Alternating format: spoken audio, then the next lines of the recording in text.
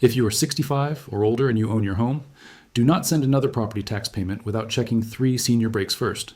One may lower the taxable value of your home, one may freeze or slow down future increases, and one may let certain seniors delay payment when cash is tight. But here is the part most people miss. These breaks usually do not help you just because you turned 65. They help you after you claim them, after the county approves them, and after the correct form is on file. That is where money gets lost.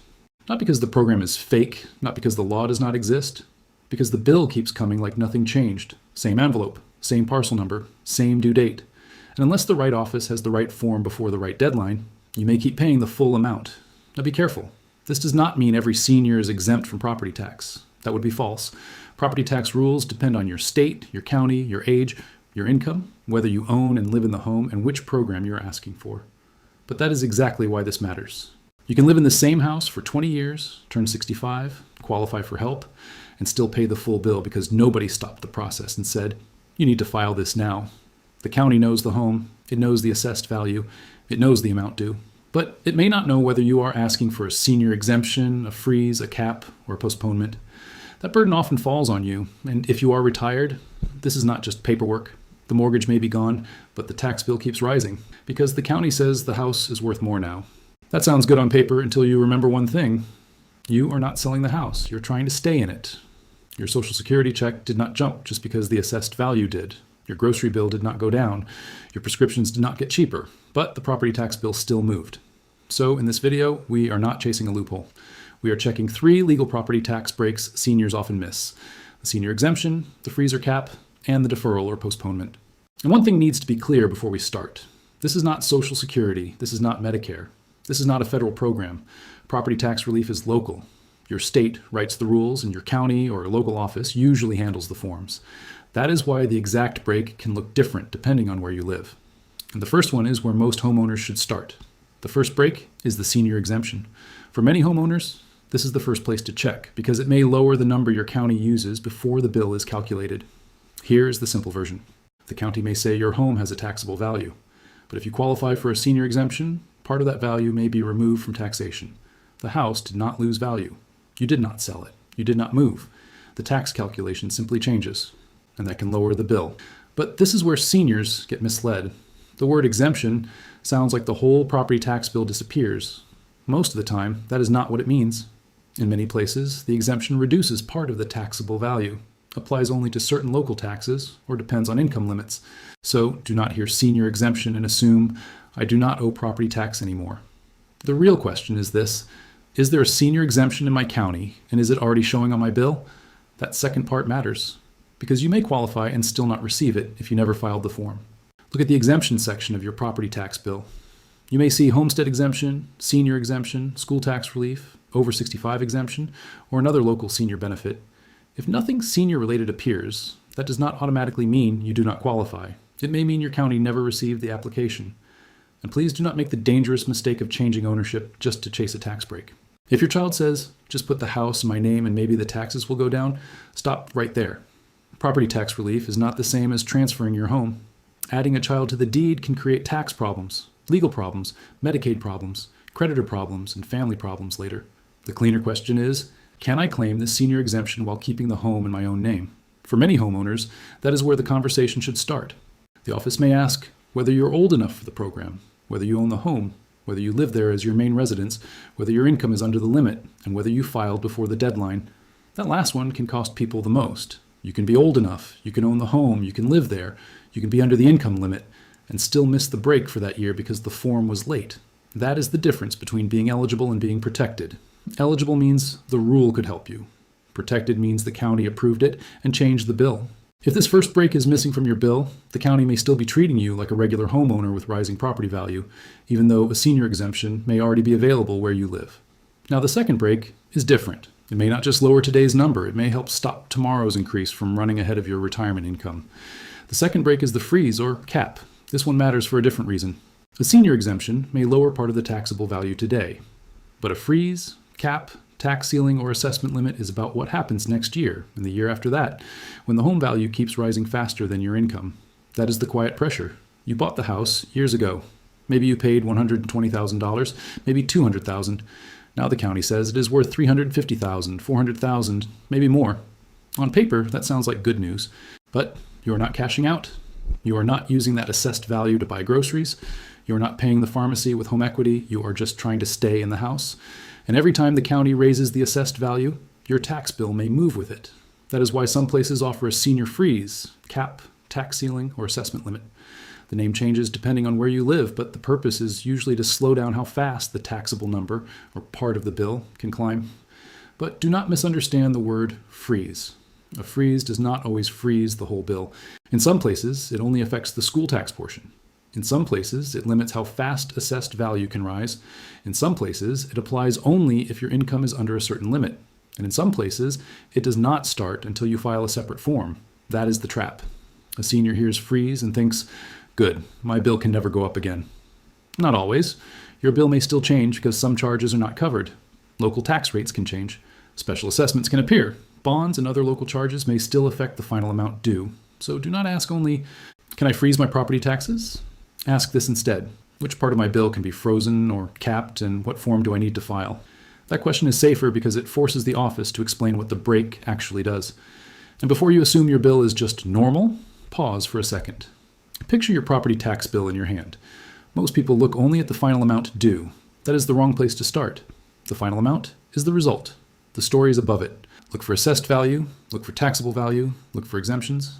Look for words like senior, homestead, limitation, ceiling, freeze, cap, deferral, or postponement. If you only look at the amount due, you may never see what is missing. And if something is missing, the county may not call you to explain it. The bill may simply arrive, you may pay it, and the window may close for another year. That is why the second break is so important. The problem is not only this year's bill, it is the next 5 bills. Your property taxes rise a little every year while your retirement income barely moves. The house slowly starts feeling less like security and more like pressure. The exemption may lower the number. The freeze or cap may slow the number from running away. But the third break is different. It may not reduce the tax at all. It may delay the payment when cash is tight. And that can help the right senior, but it comes with a serious catch. The third break is the deferral or postponement. This one is not the same as the first two. The senior exemption may reduce taxable value.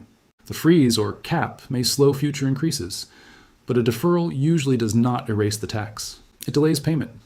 That can be a lifeline for someone with limited monthly cash, but it can also create problems if the family misunderstands it. Here is the clean way to think about it. A property tax deferral or postponement program may allow certain older homeowners to delay paying current property taxes while they keep living in the home. In some states, the program is run by the state. In others, it is handled more locally. But the basic idea is often similar. The tax is delayed, a lien or legal claim may be placed against the home, and repayment may be triggered later when the home is sold, transferred, the owner moves out, or the owner passes away. That is why this break needs more caution. The first 2 breaks are usually about reducing or limiting the bill. This one is about time, and time is not the same as forgiveness. For the right senior, delaying property tax can protect breathing room and help them stay in the home when money is tight. But there is always a second page to read. Before using a deferral or postponement, ask 4 things. When repayment is triggered, whether interest builds up, whether a lien is placed on the home, and what happens if you sell, move out, transfer the property, or pass away. Those answers matter more than the word postponement. Do not hear postponement and think free money. That is the trap. A postponement may help you stay in the home today, but your family may see the balance later when the house is sold or the estate is settled. That does not make the program bad. It means you need to understand the trade. Because if your children think the house is free and clear, but postponed property taxes are sitting against it, that can become a fight later. Not because anyone lied, because nobody understood the paperwork while there was still time to ask. So check this break last. First, claim what can reduce the bill. Second, check what can limit the increase. Third, if the bill is still too heavy, ask whether payment can be postponed and exactly what it will cost later. The third break can help, but it is not a shortcut. It is a tool with a string attached. Now comes the part that needs to be said plainly. These 3 breaks are real, but they are not magic. A senior exemption may lower taxable value, but it may not erase the full bill. A freeze or cap may slow future increases, but it may not freeze every charge. A deferral or postponement may delay payment, but it may leave a debt attached to the home.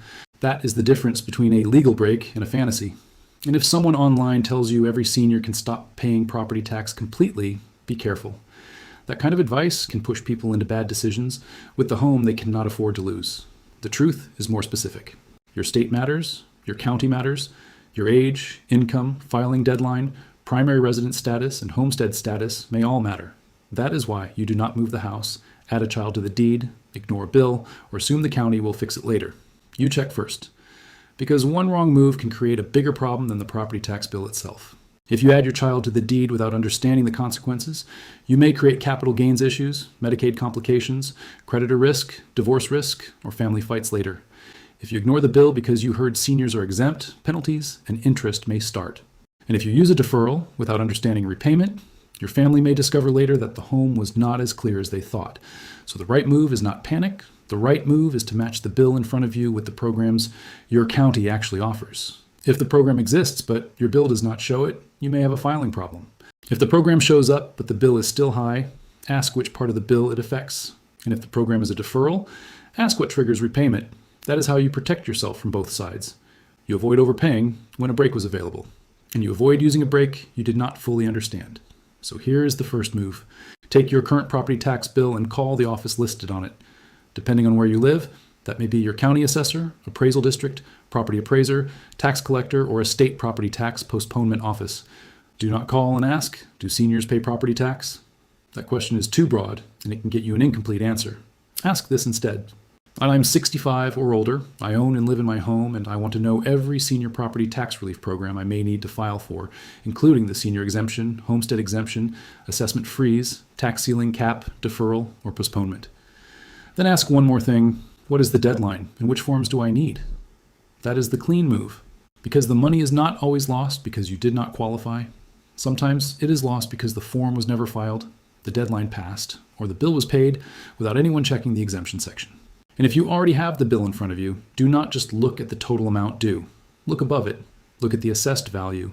Look at the taxable value. Look at the exemptions. Look at anything that says limitation, ceiling, freeze, cap, senior, homestead, postponement, or deferral.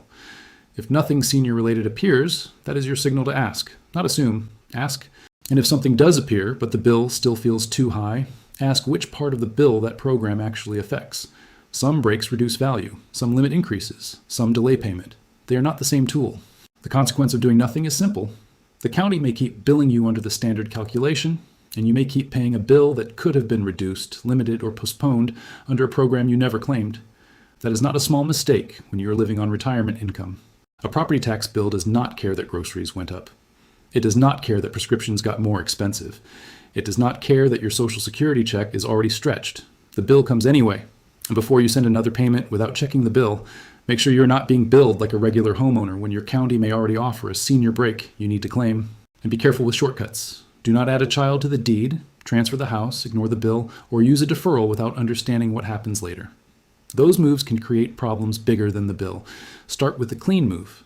Call the correct office, ask the direct question, get the forms, and check the deadline before the county closes the window. If this was useful, leave a like.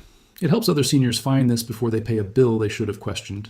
And the next thing you need to understand is what can happen when families try to lower taxes by putting a child's name on the house deed, because that one signature can create tax, Medicaid, and inheritance problems most families never see coming.